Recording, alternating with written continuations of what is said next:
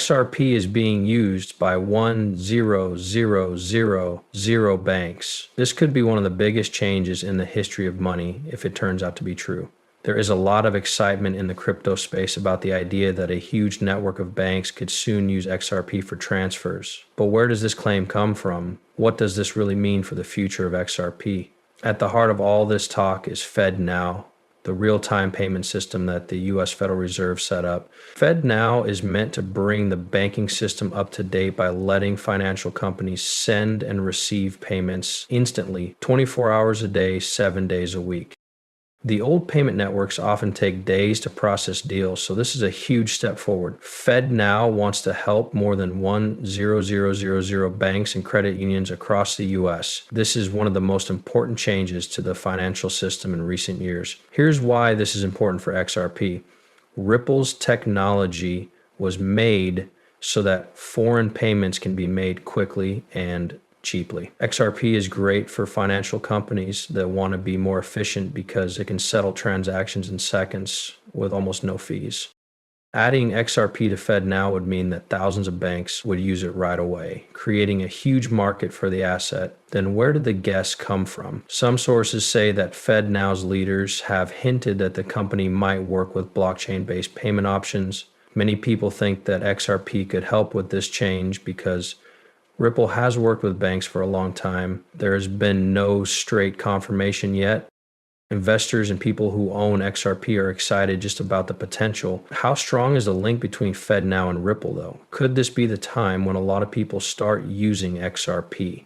In the next part, we'll look more closely at the alleged ties between FedNow and Ripple and see if there is real proof to back up this claim. There has been a lot of talk about the idea that FedNow could add XRP, but is there any real evidence to back it up? Even though there has been no official confirmation of Ripple's direct participation, there are a few important links that make me think it might not be just a story. The facts are what we need to look at. The first thing is that Ripple already has good relationships with banks and other financial institutions that are part of FedNow. Ripple has worked with big banks like Santander, PNC Bank, and Standard Chartered Bank over the years. These banks are very involved in foreign payments. It's possible for Ripple's technology to be added to FedNow's framework because many of these companies are also part of the Federal Reserve's payment systems.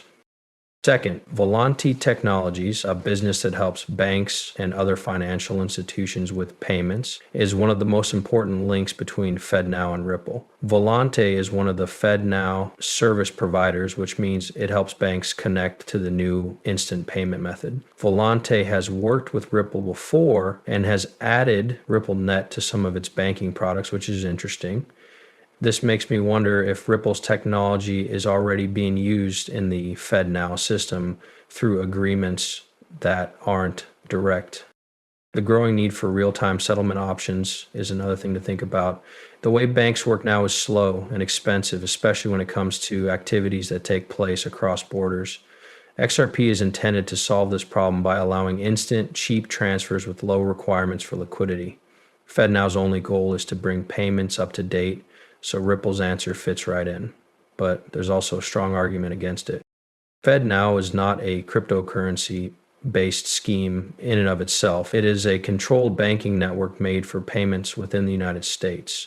Ripple and XRP, on the other hand, are mainly used for transactions that take place across borders. This means that banks using FedNow could still choose to add Ripple's technology on their own to improve their foreign payment options, even if FedNow doesn't adopt XRP itself. Is it certain that FedNow and Ripple will work together? Not yet. But the fact that there are already connections, Ripple's banking relationships, and the growing need for real-time settlement all point to this being a very real option. What would happen if this adoption did happen, though? What would happen to the price of XRP if all of a sudden 1,0,0,0,0 banks started using it? We'll look at what might happen to XRP's value and see if this could cause the huge jump that investors are hoping for in the next part. When FedNow added XRP, it might have a huge effect on its price. Imagine that all of a sudden 1,0,0,0 banks could use XRP's liquidity to make instant trades. With this many institutions using XRP, the demand for it could change totally, which would drive up its price and make it more important in the global financial system. But is this really possible? What kind of price changes are we likely to see? Let's break it down. Supply and desire are the first thing to think about. There are 100 billion XRP tokens in circulation, but Ripple holds a lot of them in lockup, so there aren't that many in circulation. Ripple, if a lot of banks started making real-time payments with XRP, need would go through the roof. More transactions would happen if people used cash more. Even more, as more banks start using XRP, its market value could go up a lot. Public and private money are also very important. Many banks and finance firms are hesitant to invest in XRP right now because they don't know how the government will react. But if FEDNOW or one of its banks confirmed that XRP could be used, it would send a strong message that XRP is a real money tool. This could bring in big investors worth billions of dollars, like what happened with Bitcoin and Ethereum when institutions started to buy in. The number of transactions is also important. Because it was made to handle fast, large transactions, XRP is great for widespread use in finance. If XRP became an important part of FedNow's payment system, the number of transactions could go up by a huge amount every day. There is more utility when there are more deals, and there is usually more long-term value when there is more utility. But there are some problems to think about. Banks don't have to use XRP even if they start to use Ripple's technology. RippleNet can work without XRP, which means that some businesses may choose to use Ripple's payment network without the coin. This might lessen the direct effect on the price of XRP. Cycles in the market is another factor.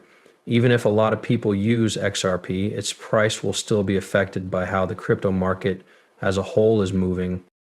If the crypto market as a whole is going down, the price of XRP might not go through the roof right away, even if big investors back it.